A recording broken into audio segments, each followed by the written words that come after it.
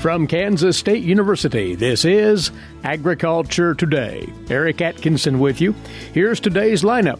K-State's Dan O'Brien looks at next week's USDA grain supply and demand report and how the grain stocks numbers would possibly break out with and without the contributions of China. That during Dan's weekly segment on the grain market trends. He'll be followed by K-State's Reid and Art Barnaby. They're back with more information for you grain producers as you finalize your USDA farm program choice for 2019 and 20 crop production.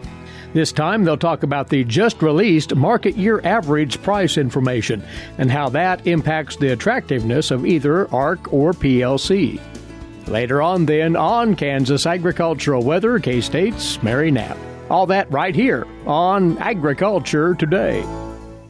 For information on threatening weather, you should depend on the National Weather Service and their broadcast on NOAA Weather Radio.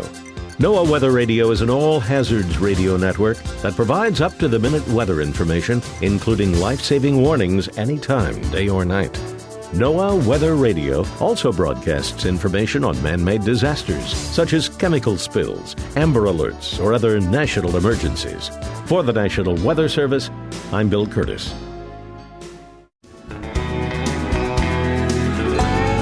Welcome once again to Agriculture Today. Glad to have you tuned in as we get going with our weekly visit featuring Dan O'Brien, grain market economist, K-State Research and Extension. He offers his latest insight on the grain trades. And Dan, the markets would like to distance themselves from all the fervor over the coronavirus outbreak, of course. That's easier said than done.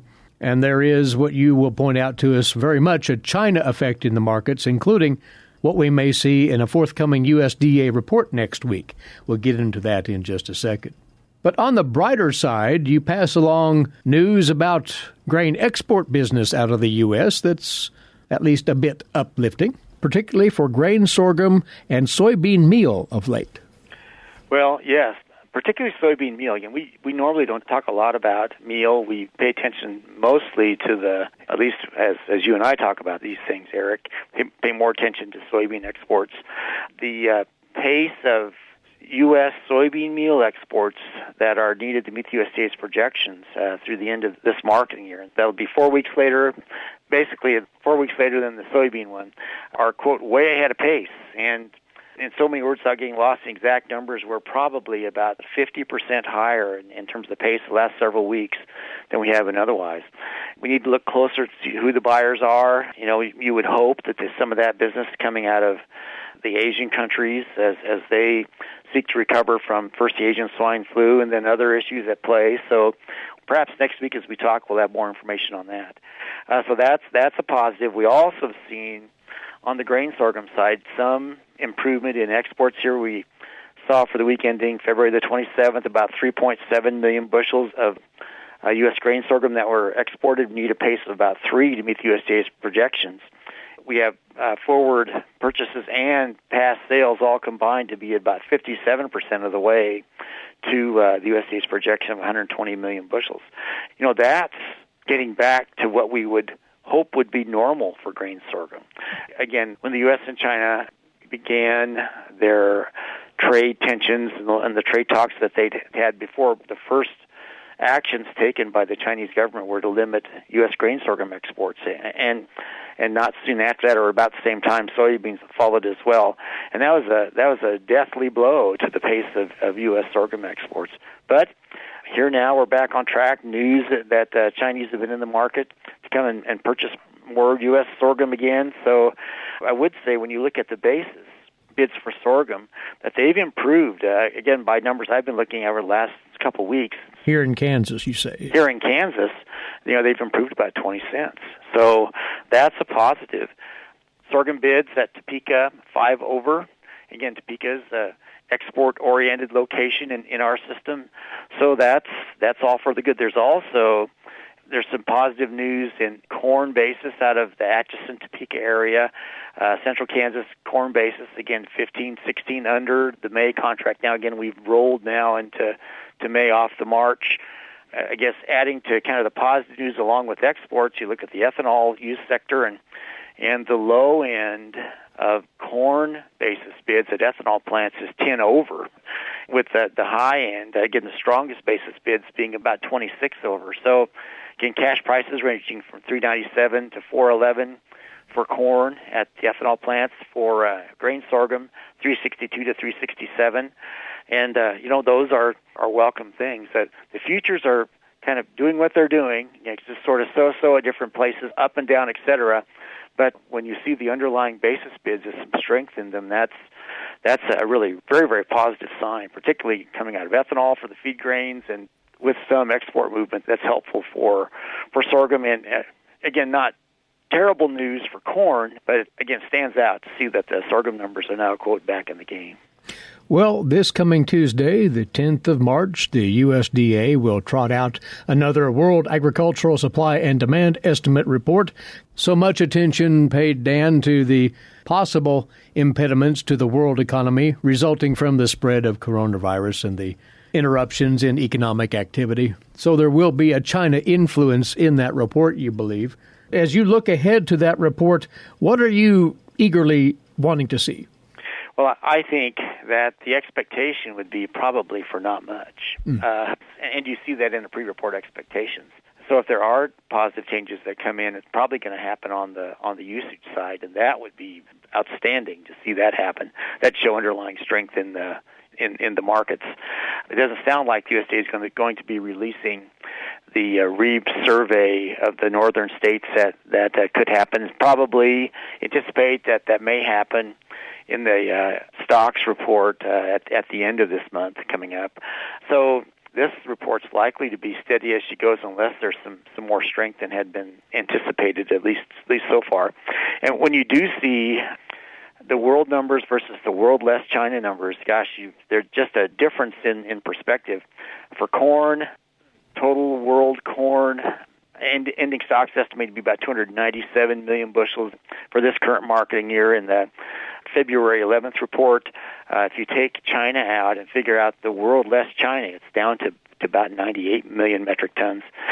And the stocks to use that on the world side, world stocks to use the last 3 years went from about 31% to 28% to 26% this year, so that's positive in itself. Take China out of the equation, and you're looking at 12%, 10.5%, below 10 to 9.6. So if we wondered why, in the midst of coronavirus and some other issues, why some of the markets just haven't completely fallen out of bed, it probably has to do with the underlying tightness of available supplies. And what we see there for corn is just echoed for wheat. World wheat stocks actually are shown to be increasing by USDA numbers from 2 years ago, 38.3 to 37, 38. Last year, back up to over 38. If you look at the world minus China, you're over the last 3 years, you've gone from 19 down to 17.7, down to 17.3. So we have a world wheat market that's actually been tightening up for what's available for trade. And so when the reports come out that the traders pay attention only to those aggregate numbers, I don't want to say they're, quote, missing the boat, but the probably more accurate picture is to see what's going on for available supplies, i.e. those outside of China. Some of the same factors in play for soybeans. World soybean stocks use about 28%, with China in, about 19% with them out. So lots of issues to consider. I think we'll look at these supply-demand numbers, and they'll represent conditions that are just for the U.S. and the world about what we have about March the 1st. Mm-hmm. But when you look at weather trends in a number of key areas here across the globe, you've got dry conditions in Europe, dry conditions in the former Soviet Union, or warm conditions causing wheat to come out of dormancy quick. Northwest Africa, drought expanded and intensified. Some showers in Australia, but the crop damage, as they state, irreversible from the earlier heat and dryness they had. Parts of Argentina, again, it sounds like Brazil still has good prospects coming forward, but dryness dominating Argentine crop production. So here at the time when really we're in early March, what do we have ahead of us? We have planting conditions and issues about getting our own crops in, and some eye towards the weather there. But in an underlying manner, you've got dry conditions and some concerns that are likely to emerge that are affecting things now. It could emerge even more so on the world stage. So I think that we're seeing some underlying demand, some worries about international crops, and again, our own crops that have to be gotten in. And I think we have anything but an easily predictable set of grain markets heading from here in March down to April, May, and June. And that volatility is probably very likely to give people some pricing opportunities for both old crop and new crop. And I guess we'll stay tuned and see how that all plays out. And before you go, just to reinforce, you mentioned South America, the corn and soybean fortunes there. At some point, that's got to be the focal point of the markets fairly soon here because of their volume of production and the demand out there, the China situation regardless. Yes, anticipation of a strong soybean crop out of South America this year, but on the feed grain side, particularly in Brazil, again, dry right now in parts of Argentina. Corn crop probably more at risk as if things do get drier there, the second crop in Brazil and what remains of down in Argentina could be affected, and we'll, quote, have to see. But again, anything but a settled picture with more unsettled potential variability coming in and affecting markets as we head off into the next 60, 90 days. Well, we will find out next Tuesday morning what this USDA grain supply and demand report for the month contributes to that unsettledness within these trades. Dan, thanks once again, and we will talk next Friday once more. Take care, Eric. Thank you. Dan O'Brien, grain market economist, K-State Research and Extension, joining us from his office in Colby, Northwest Kansas. He's featured right here every week this same time. After the break, more valuable input for you crop producers as you settle on your final decision of which USDA commodity program option you'll be committing to for your 2019 and 2020 crop production. Two more K-State agricultural economists will fill you in on all of that next on Agriculture Today. Did you eat today? Thank a farmer. A way to get more involved in agriculture is through 4-H and FFA. Through 4-H and FFA, we have been given multiple opportunities to grow as leaders and learn more about agriculture. You can learn skills related to jobs, public speaking skills, and you get the opportunity to travel around the country and meet new people. If you want more information about getting more involved in 4-H and FFA, visit them on their websites at kansasffa.org and kansas4h.org. Agriculture Today continues now. On this segment, we've more input and hopefully more clarity on this big decision, producers, and that is your election for participation in the USDA crop program for 2019 and 2020. Back with us once again, K-State's Robin Reid and Art Barnaby. Robin, an agricultural economist, and Art, an ag economist emeritus with K-State. And they've been putting together this information. This is the last chunk that goes into this, Robin, ahead of that deadline for making the choice between the ARC and PLC programs. That's only a week from Monday. Yeah, so this is getting down to the wire here. And why this is a big piece of information that's out. Last Friday, National Ag Statistics Service released the January price for the marketing year on the commodities that we're making the decision on right now between ARC and PLC. Why January is such a big month, each month of the marketing year, the price is weighted based on how much grain is sold that month. So a lot of our commodities for tax purposes are held over and sold in January. So that has a pretty large weight for most of our crops. So now that we have that price on our fall crops, we're actually close to 2/3 through the marketing year when you look at just the amount of grain that was sold. This marketing year continues until the end of August, so it'll be a while yet before we have that final marketing year average price. But we have a really good estimate at this point now that we've gotten through the January price. And before we walk through the numbers here, having this price information in hand gives more of an idea of what the PLC option will do in particular? Absolutely, because, this is the first year that we're making a decision on. We're locked in for 2 years, but we know so much about this first year at this point that it's making it a little easier to make that decision for these commodities. Art, we want to bring you in and have you share the actual numbers here on these marketing year average prices from which the calculations on participation will come. Give us an idea of what these are, if you would. Well, let's start with corn because that's where the decision really is. The others, I think, are pretty straightforward for almost everyone. But on the corn, we're at $3.77 is the estimate. That's 7 cents higher than the trigger point, which is $3.70. And, of course, it has to get below $3.70 to trigger 1 penny a payment out of the PLC program. And at this point, I went back through and said, well, what would it take with the prices left to be determined to drop that number down to $3.70, this weighted average? And it has to get to that point to even get a penny out of PLC. The answer is the remaining months would have to drop by 14 cents. And I can pretty well rule out February will not drop by 14 cents. February's already happened. So with the estimates we have right now, if you take all the remaining numbers that are forecast, you'd have to subtract 14 cents from each month to get you to 370. And that's just the trigger point. That doesn't generate any payments. I think we can almost rule out a payment on corn for PLC. The same story on soybeans, same methodology. The remaining forecast prices have to be 80 cents lower in each of the remaining months just to get us to the 840 number to trigger a payment. That's virtually impossible. I would put a near zero probability that you're going to get any PLC payments on soybeans.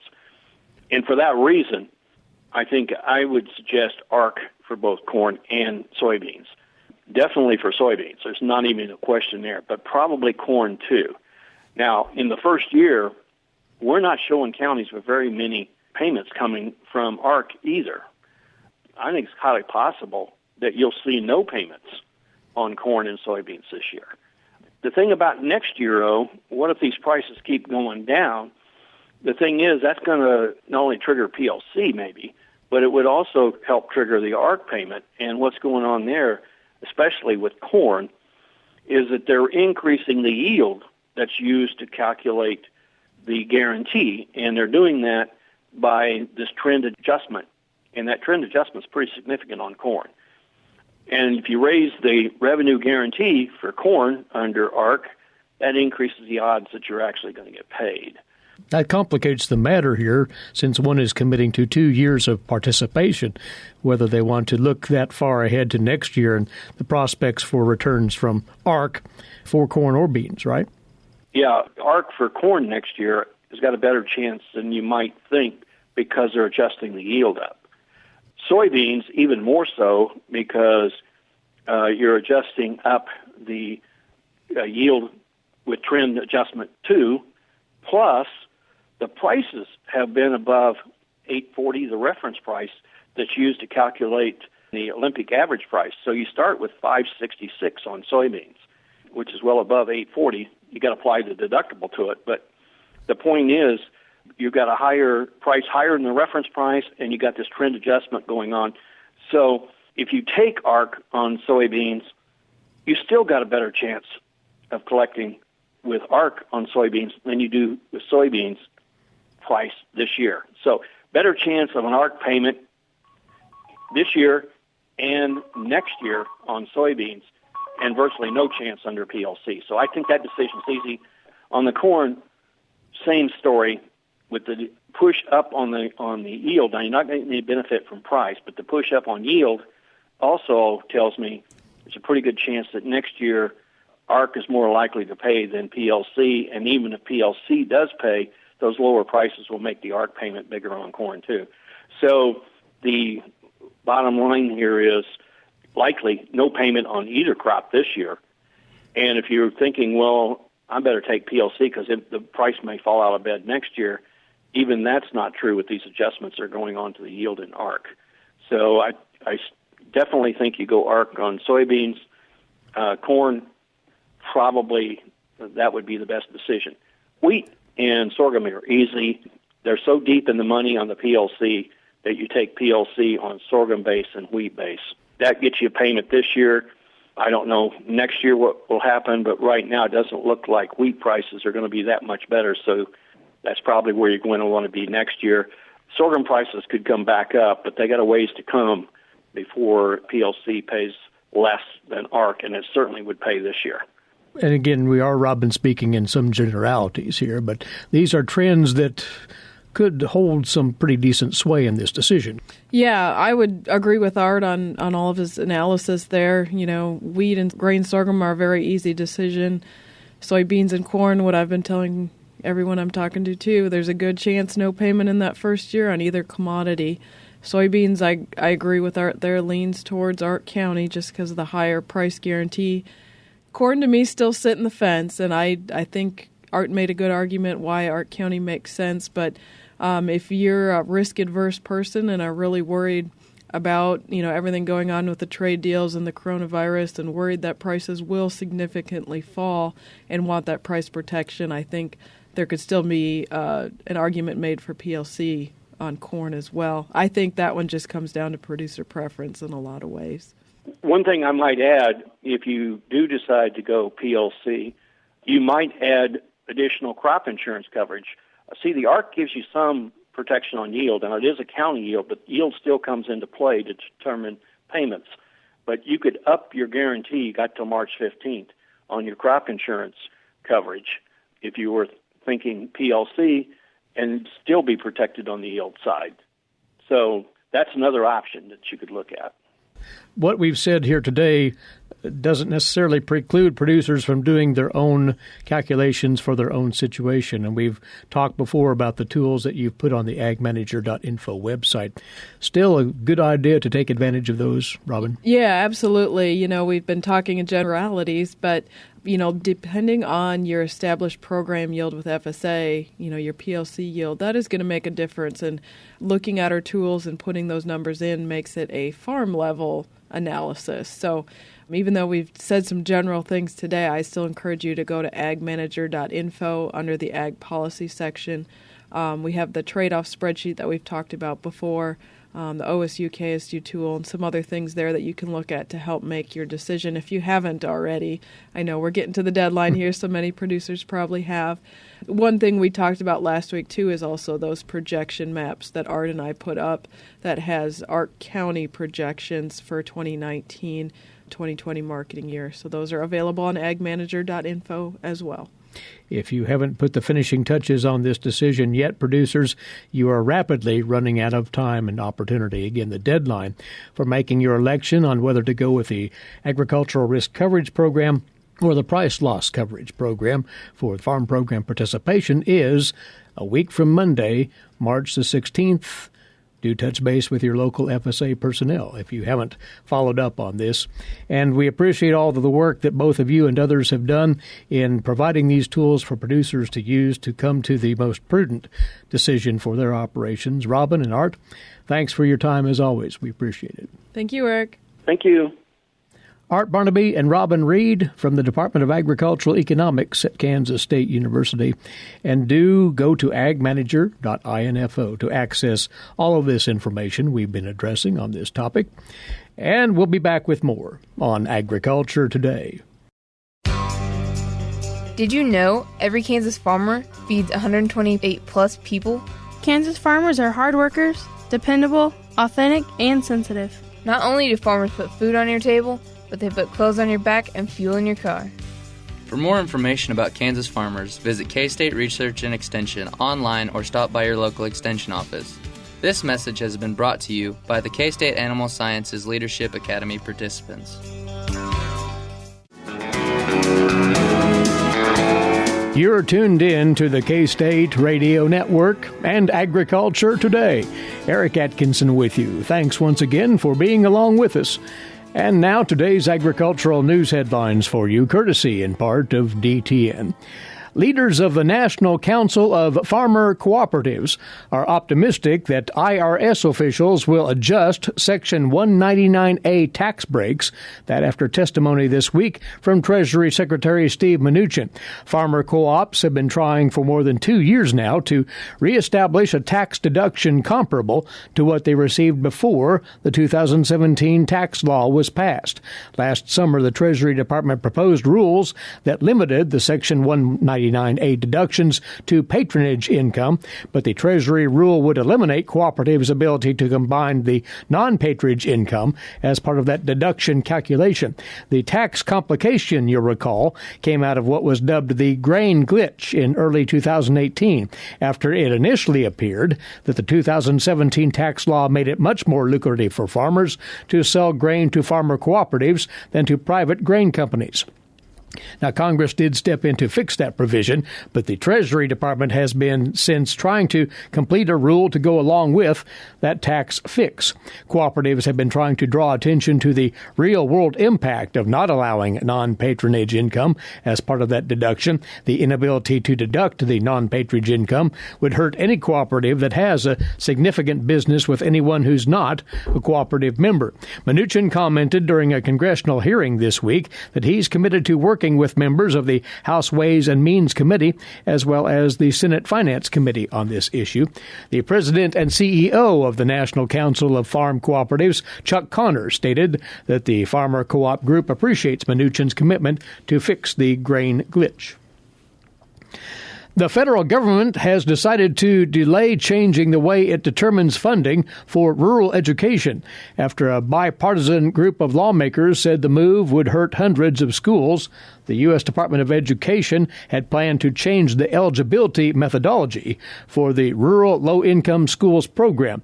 A group of senators led by Republican Susan Collins of Maine and Democrat Maggie Hassan of New Hampshire said the change would take access to funding away from more than 800 rural low-income schools this year. The senators said that would mean the schools would lose millions of dollars, and they told Education Secretary Betsy DeVos in a Wednesday letter that it would also take away access to the only dedicated federal funding stream to help rural schools overcome the increased expenses caused by geographic isolation. The department was planning to stop allowing states to use data about the percentage of students receiving free lunch as a measure of financial stress. The schools will be allowed to continue doing so for at least another year. And a conservation reserve program offering for grasslands will begin 2020 acreage enrollment later on this month. The USDA's Rod Bain has more on that. Producers and landowners, if you did not choose to enroll acreage in the recently concluded Conservation Reserve Program General Sign-Up, there are other USDA Farm Service Agency programs to participate in under the CRP banner. One of those will have sign-up underway soon. This year, the sign-up period for CRP grasslands is March 16th through May 15th. FSA Administrator Richard Fordyce says CRP Grasslands provides conservation and protection of grasslands and rangelands, yet allows for grazing, haying, and seed production. Similar to general CRP, the Grasslands version offers 10 to 15-year contracts to participating landowners with enrolled acreage. Administrator Fordyce adds, CRP Grasslands sign-up will always follow general CRP sign-up. Probably a month or two after is how it's scheduled. And with general CRP sign-up scheduled annually through the life of the current Farm Bill, CRP Grassland sign-up will also take place every year through 2023. I'm Rod Bain reporting for the U.S. Department of Agriculture in Washington, D.C. And as usual, visit your local USDA Service Center for more information on that CRP opportunity. You're tuned to Agriculture Today, and now we'll hand it on over to Marcia Boswell. She has this week's Kansas Wheat Scoop. Marcia? High school seniors pursuing careers in agriculture are encouraged to apply for the 2020 Herb Clutter Memorial Scholarship.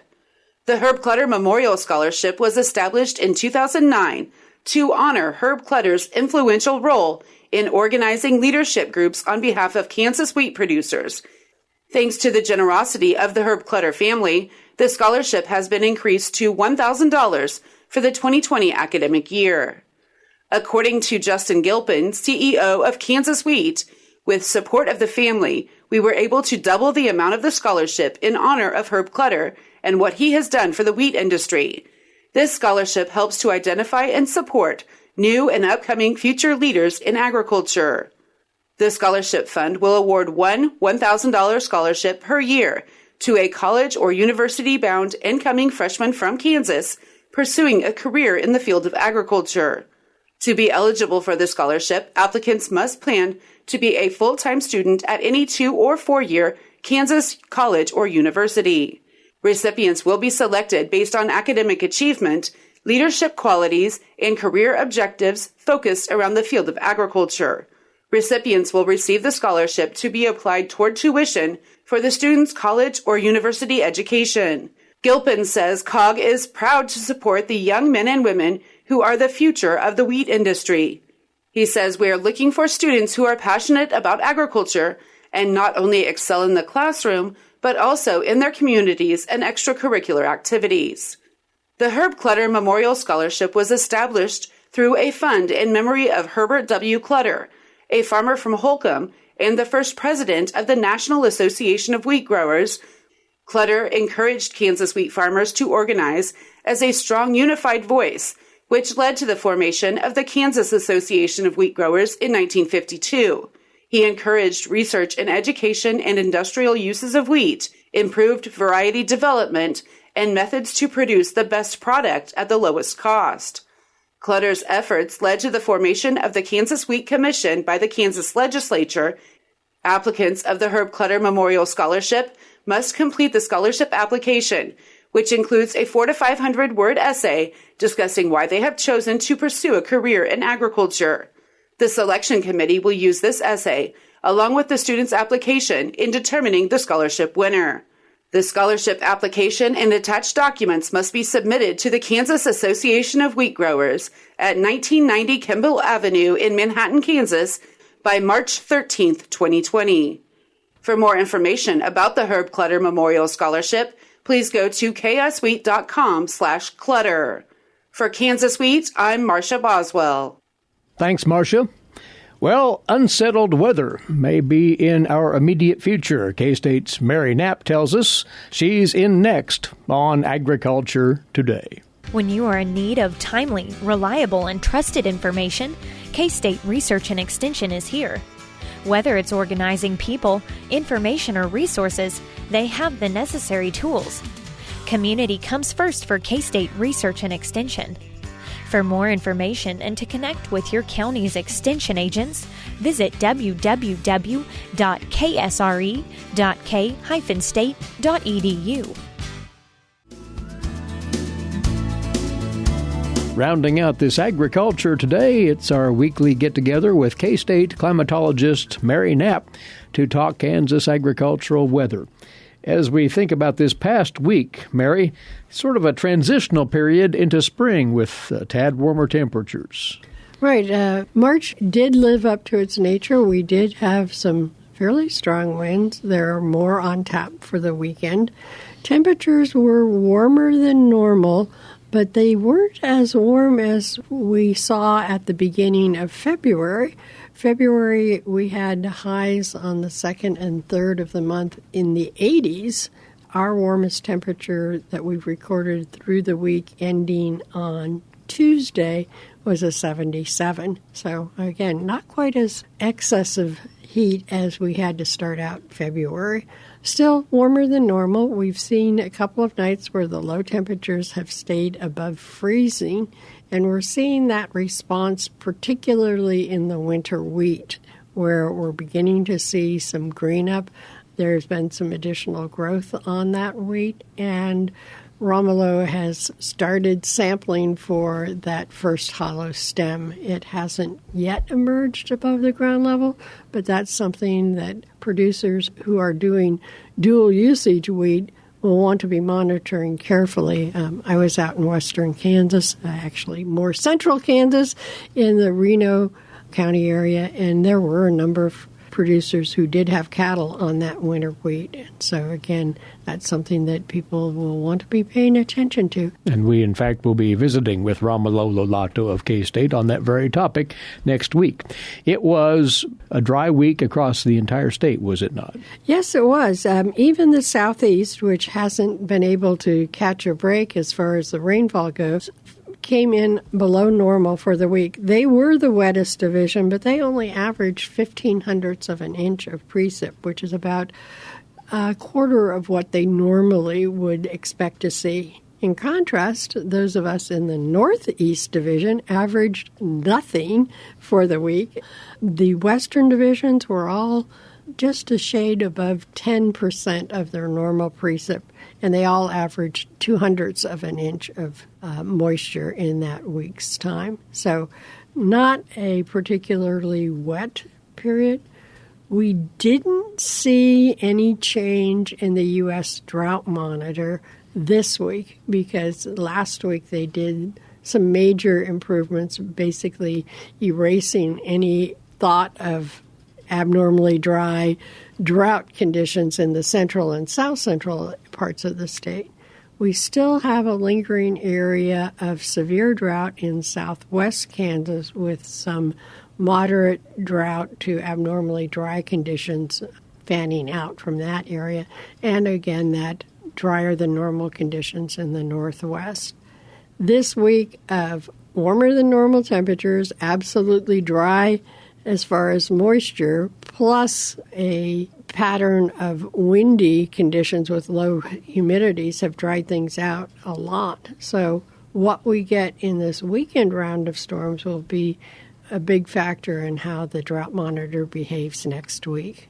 And before we move into that, since you mentioned those conditions, Mary, we are in an elevated fire danger status across Kansas now through the weekend at least, because of all of those elements setting up for the potential of wildfire. Right. And in that note, of course, producers probably have heard the governor has signed a disaster declaration for that wildfire danger. This is more of a proactive action. It allows the Emergency Management Office to increase staffing over the weekend and also allows for staging strategic prevention equipment, such as the National Guard helicopters, and have them available in the event that a fire does break out. It's also worth noting that the Kansas Forest Service has an article that was released yesterday about that wildfire danger, and there are two key points that they have from that. One is that fire behavior has been more aggressive than would be indicated by the weather conditions. There have been a number of producers who were able to get in and do some of their early burning for weed control or to clean up ditches, and it has taken more resources to control those burns than would be expected given the conditions at the time. The second point that they're emphasizing is that in many cases there are snags that continue to smolder for a number of days, and those can be picked up by these gusty winds and start secondary fires well after the initial burn was completed. The message to individuals: continue to do your due diligence with your outdoor activity and don't be the igniter of any of these potential wildfires out there. So it's a relatively open weekend, but when Monday checks in, some potential for rainfall and even severe weather, you say. Right, and this system is moving a little bit more rapidly than they had anticipated earlier in the week. The expectation is that it'll begin impacting Kansas late Sunday into Sunday night and Monday morning. There's a second round that's coming in on Tuesday, and between those, the quantitative precip forecast is fairly productive across the eastern part of the state, where we may see as much as 2 inches of moisture. As you go further west, that drops out. You're down to about 1 inch in the central area, say around Salina, and down to less than 1/4 of an inch in west central and southwest Kansas. So a fairly productive moisture pattern. And again, as I noted, that will make a big difference in what shows up on the drought monitor next week. The other thing to keep in mind with that is, as you mentioned, the chance of severe weather. Again, this is going to be a vigorous enough system that those chances are elevated. And indeed, if we look at the 8 to 14-day period, which covers the following week, the Climate Prediction Center's hazards map has an area of elevated severe storm risk for parts of east central and southeastern Kansas, with enhanced rainfall risks in extreme southeastern Kansas, although much of that is expected to affect more into Oklahoma, Arkansas, and Missouri. So everyone will want to pay attention to those weather updates that will be coming out and see how this storm develops as it gets closer to us. Mary, thank you as always. We'll touch base next Friday. Thanks, Eric. Research and Extension climatologist here at K-State, Mary Knapp. And we thank you as well for tuning in. Please be back with us right here on Monday. Until then, Eric Atkinson for Agriculture Today over the K-State Radio Network.